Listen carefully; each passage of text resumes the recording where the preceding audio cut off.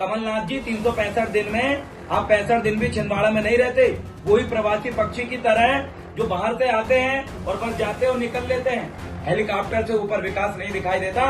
विकास देखने के लिए फटी चप्पल पहन के देखिए एक बार, तब आदिवासियों का विकास आपको पता चलेगा। उनकी झोपड़ी में रोक के देखिए, तब आपको विकास पता चलेगा। आप एसी में रहने वाले लोग, बड़े बड़े भोजन करने वाले लोग, बड़े बड़े अस्पताल में इलाज कराने वाले लोग, कभी सरकारी अस्पताल में इलाज कराया कमलनाथ जी आपने?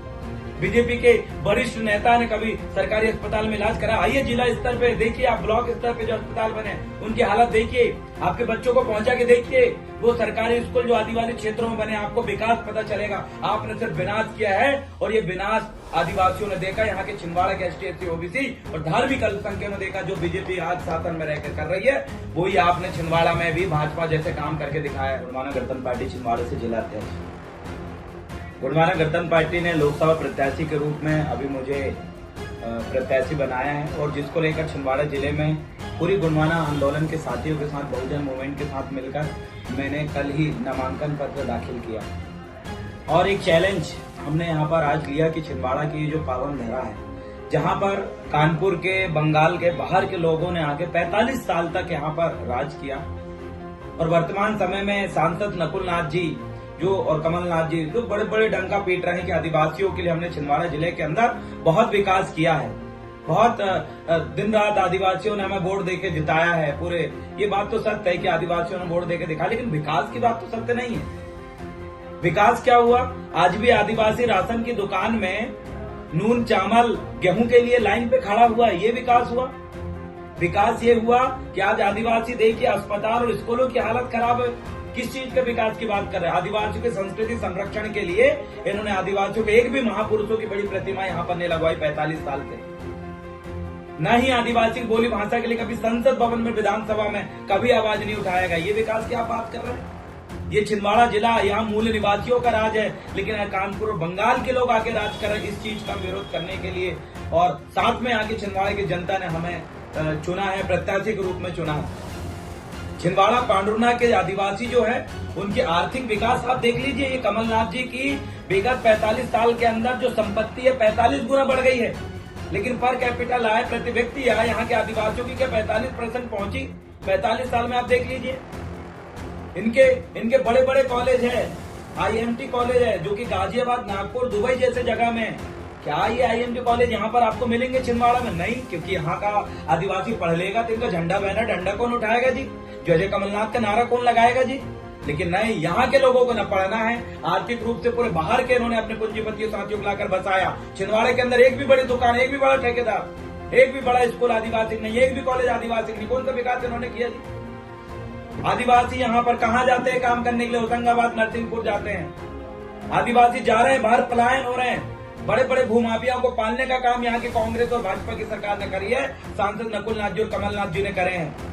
इनके नेता जो अभी बीजेपी में गए, उनकी संपत्ति आप चेक कर लीजिए। जिनके पास आज से 45 साल बाद 5 एकड़ 2 एकड़ जमीन नहीं थी, खाली हाथ कटोरा लेके आए थे, आज वो 1000 2000 एकड़ जमीन के मालिक है। और जब इनके पीछे ED और CD के जब जांच बैठने लगी तो इधर उधर भागने लगे, कांग्रेस से बीजेपी में जाने लगे। जितने लोग कांग्रेस से बीजेपी में गए, सबके पीछे वो भाजपा सरकार लगी हुई है। ये वही लुटेरे हैं जिनने आदिवासियों को 45 साल तक लूटा। और आज क्या स्थिति है आदिवासियों की, आप देख लीजिए।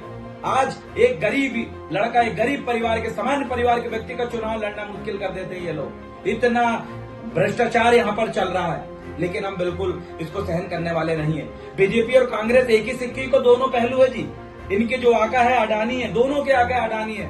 यहाँ पर भी अडानी को लाने का काम कमलनाथ जी ने किया और यहाँ के आदिवासियों को विस्थापित करने का काम किया। कांग्रेस ने आप देख लीजिए, छत्तीसगढ़ के अंदर हसदेव जंगल को काटा। कहाँ के लिए? ऑस्ट्रेलिया में बिजली पहुंचाने के लिए।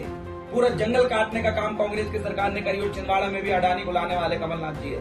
बीजेपी और कांग्रेस के दोनों आका जो अडानी है, और यह पूंजीपतियों की लॉबी है, पूंजीपतियों के गुलाम है, और जिनको छिंदवाड़ा की जनता समय रहते जो है परिचित हो चुकी है, और इनको उखाड़ने के लिए दिन रात हम लोग काम करने के लिए तैयार है। अब क्या है, ये बोलते विकास की कुछ चीजें हैं, विकास की बात ये करते हैं। कमलनाथ जी 365 दिन में आप 65 दिन भी छिंदवाड़ा में नहीं रहते। वही प्रवासी पक्षी की तरह जो बाहर से आते हैं और बस जाते और निकल लेते हैं। 365 दिन में 65 दिन भी आप यहाँ नहीं रहते। आप जब भी आते हो तो आप बोलते हो छिंदवाड़ा आगमन हुआ। आप सांसद यहाँ के, विधायक आप यहाँ के, लेकिन आप रहते कहाँ हैं? आपके कमल कुंज में भी आप जो है जमींदारों जैसे बैठे रहते हैं, वहां लोग हाथ पैर जोड़ के खड़े रहते हैं। आप कभी उतरिए हेलीकॉप्टर से, कभी आइए मोटरसाइकिल से, साइकिल से, पैदल घूम के देखिए, आपको विकास, असली विकास जम्मू में दिखेगा। हेलीकॉप्टर से ऊपर विकास नहीं दिखाई देता। विकास देखने के लिए फटी चप्पल पहन के देखिए एक बार, तब आदिवासियों का विकास आपको पता चलेगा। उनकी झोपड़ी में रोक के देखिए, तब आपको विकास पता चलेगा। आप एसी में रहने वाले लोग, बड़े बड़े भोजन करने वाले लोग, बड़े बड़े अस्पताल में इलाज कराने वाले लोग, कभी सरकारी अस्पताल में इलाज कराया कमलनाथ जी आपने? बीजेपी के वरिष्ठ नेता ने कभी सरकारी अस्पताल में इलाज करा? आइए जिला स्तर पे देखिए, आप ब्लॉक स्तर पे जो अस्पताल बने उनकी हालत देखिए, आपके बच्चों को पहुंचा के देखिए, वो सरकारी स्कूल जो आदिवासी क्षेत्रों में बने, आपको विकास पता चलेगा। आपने सिर्फ विनाश किया है, और ये विनाश आदिवासियों ने देखा, यहाँ के छिंदवाड़ा के ST/SC OBC और धार्मिक अल्पसंख्यकों ने देखा। जो बीजेपी आज शासन में रहकर कर रही है, वही आपने छिंदवाड़ा में भी भाजपा जैसे काम करके दिखाया है। ये भूमि कमलनाथ की भूमि नहीं है, ये भूमि पतालकोट का आई रावण की भूमि है, ये भूमि देवगढ़ की चंडीदाई की भूमि है, ये जो भूमि है रैनीगढ़ के हमारे खंडेराई पैन की भूमि है, ये भूमि हमारे छिंदवाड़ा के मुठुआ पैन की भूमि है। और इस भूमि में हम मूल निवासियों का राज रहेगा और हमारी संस्कृति हम जिंदा रखेंगे।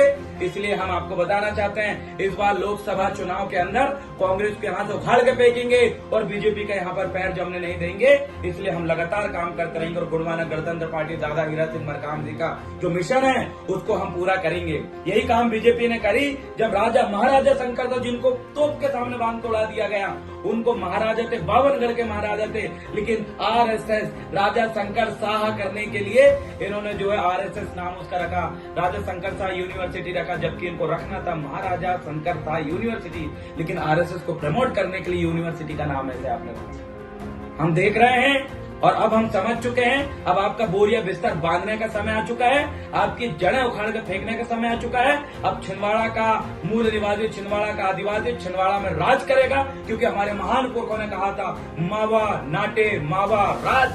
गोंडी में चिल्लाया था, ये गोंडी भाषा में है। हमारे क्षेत्र में, हमारे गांव में, हमारे जिले में हमारा राज, मावा नाटे मावा राज। जय गुणवाना गणतंत्र पार्टी। इतना कहकर मैं अपनी बात में विराम दूंगा। बहुत बहुत धन्यवाद। सेवा जोहार। लोकसभा प्रत्याशी, लोकसभा क्षेत्र क्रमांक 16 छिंदवाड़ा पांडुरना, गुणवाना गणतंत्र पार्टी।